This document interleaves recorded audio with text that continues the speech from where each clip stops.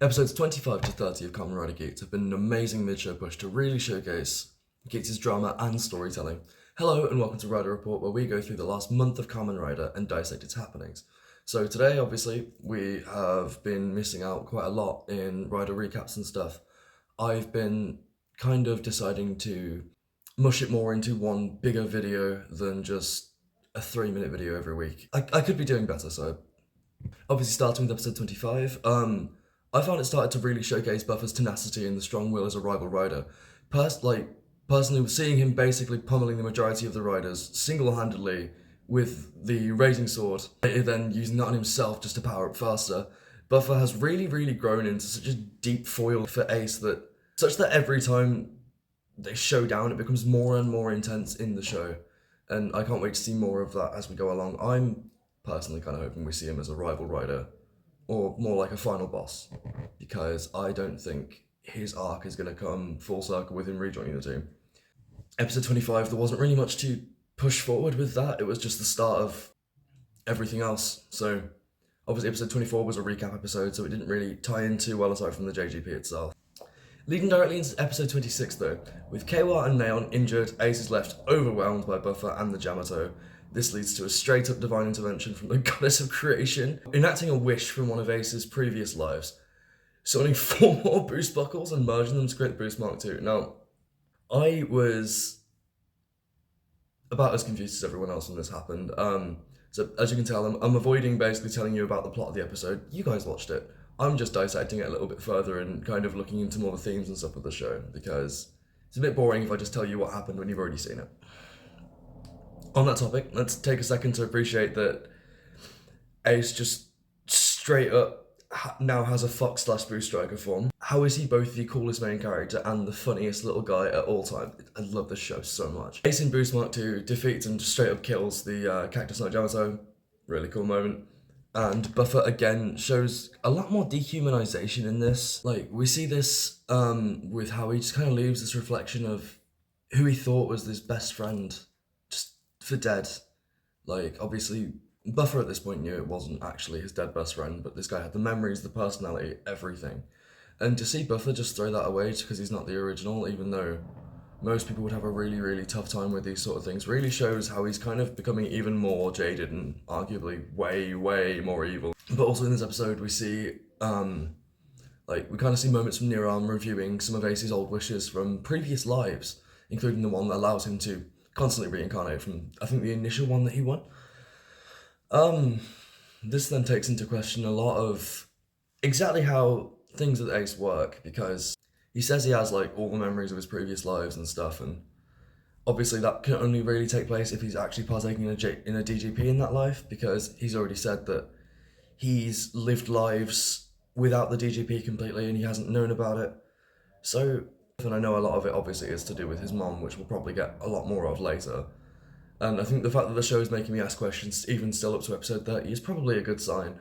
I just don't like being left with questions, and I'm very impatient. However, episode 27's Sengoku game, starting, does an amazing job at showcasing the current stakes with Boost Mark II alongside everything, taking a serious toll on Ace, leading to a falling out between him and Jin over Jin wanting to be more entertained. The two of them kind of take on over as Glare too, with the episode climaxing on Jin being defeated and Baroba about to send the killing blow over to Ace. And seeing these two bond over the past few sets of episodes where Jin's kind of jumped in as a rider has been really interesting for me, seeing Ace kind of actually lean on someone. Because for the longest time throughout the DGP, he's just been this standoffish, almost secondary rider in his own show. I mean, the first 15 episodes especially, it felt more like it was Keiwa's coming of age story than it was Ace's show.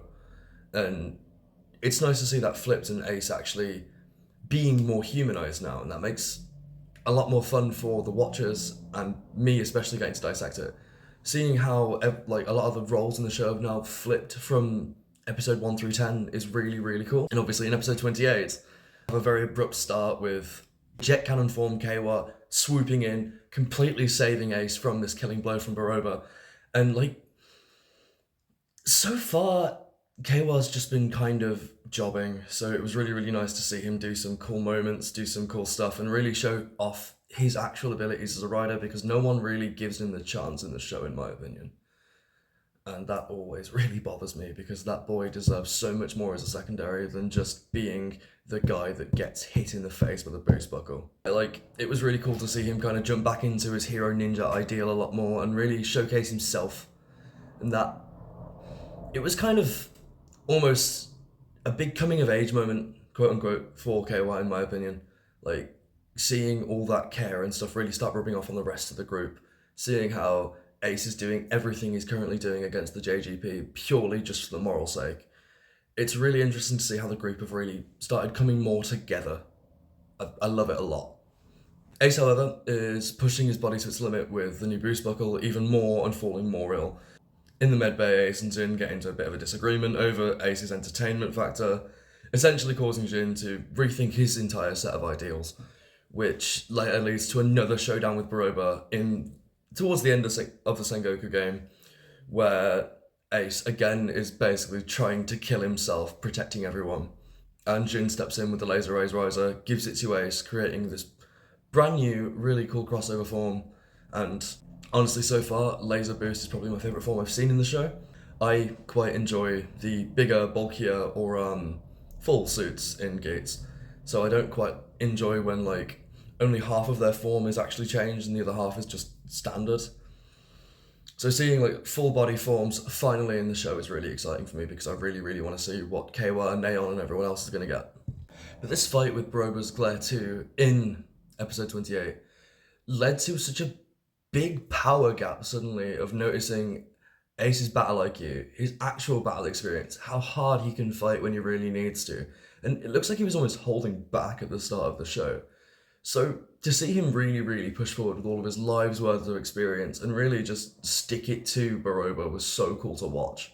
Like, every time I see him fight with these sort of stakes now, it just gets more and more hype, and it's getting me so gassed up. It's gotten to the point now where, like, there's two possible final fights that I need to see. It's either Niram versus Ace and Michinaga, or Michinaga versus Ace. Like, Gaim-esque, full-on, just everything at once. Like, that's what I need from this show at this point, because it's getting me too hyped up, and if the ending doesn't deliver, I am going to scream. Episode 29, however, takes a very, very big perspective pivot, focusing more on Neon's birthday, April 1st.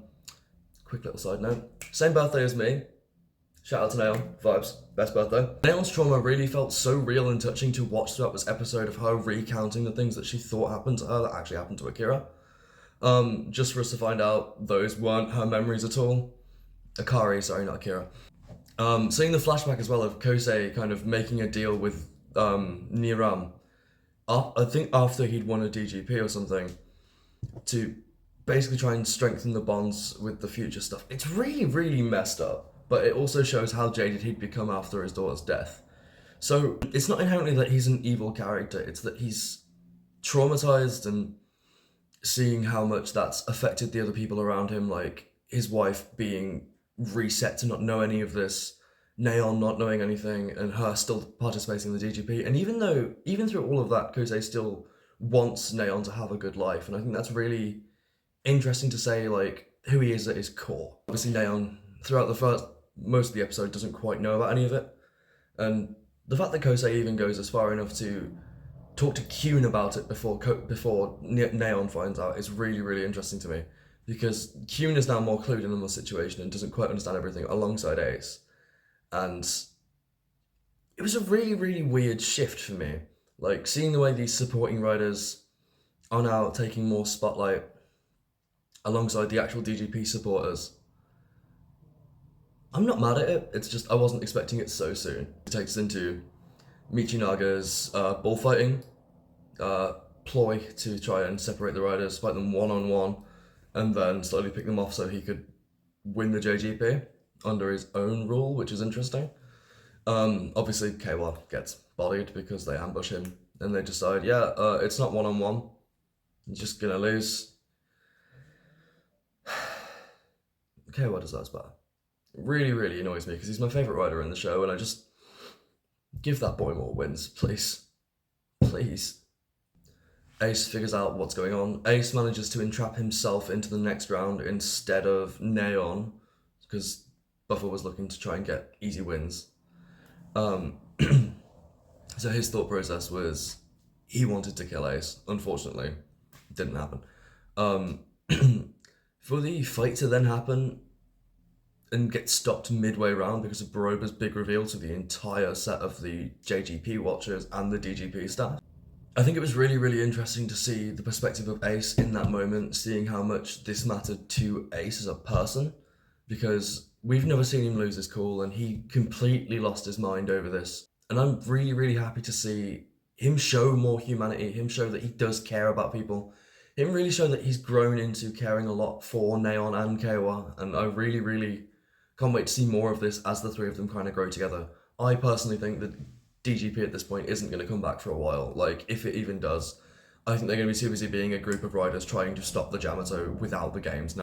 Just because the thought of reward with these characters now doesn't seem as much like it's their focal view. Keiwa just wants to be a hero anyway. Neon's kind of coming more into herself and learning to fight for her own ideals. And Ace is becoming a lot more human, and I really, really do like this sort of dynamic they have going on as a group now. Episode 30 just kind of picks right back up at Ace just beating on this Yamato after finding out what they did to Neon. Like, the beatdown was so good. Like we don't really see him lose his cool or anything, so again, seeing him just go sicko mode on something was his best moment so far. Like, I think this is one character that shouldn't get a rage form at all because it just doesn't quite fit him. But when he gets emotional, it really, really shows just how brutal he could be if he wanted to be. And I really, really like that he very evidently holds back even against the Yamato because he doesn't quite like that side of himself. But obviously poor Neon is completely devastated by what Baroba's done to stir the pot. And she kind of just spends a lot of the first chunk of the drama portion of the episode being really down, really struggling to connect with any part of who she thought she was, with Kyun trying to support her and trying to lift her up, with Ace at the same time, even to the point where, as Neon gets captured to do the last round of the bullfighting, I thought the way Ace had planned Kyun to come and support her, both a great way to show off how scheming and smart Ace is, and a really good way to kind of connect Kyun and Neon's arcs a little bit better. Obviously, they do kind of have the implication of a sort of romance going on. Obviously, it's kind of Kyun's main theme. He's really, like, supportive of her. He says such lovely things in the letters and such. But it was so seamless that it just felt perfect for the entirety of the show. And the way they teamed up to murk the Yamato was just so cool. Even though I do believe for that Neon should have actually gotten a permanent power-up, I'm not mad about it. Because seeing her ride a winged lion into battle and then decimate her enemy was so unbelievably cool. And I'm kind of mad we'll never see anything like that again for a while. Because, as we've kind of seen with how these DGP supporters are working, once their arcs are kind of completed, they're going to go off for a while. I'm unsure whether or not Kyun's going to go just yet. But I think something's going to happen with Kyun, which is what's going to get Neon her next personal power-up as a rider. And that brings us up today. I'll see you guys for next month's Rider Report. Subscribe for more, and thanks so much for watching, guys. You have a wonderful day.